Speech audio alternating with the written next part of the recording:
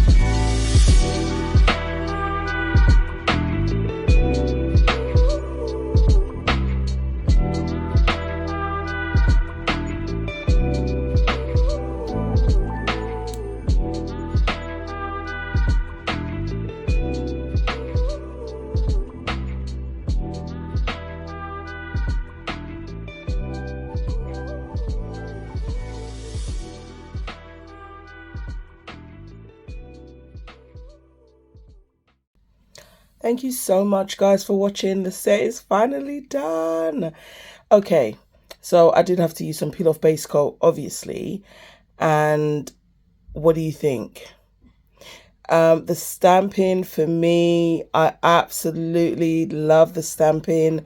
I'm happy I went in with silver and not gold. I did another set today, honestly, and I really didn't like it. Not as much as I like this. Let me show you. So that's what it looks like. I mean,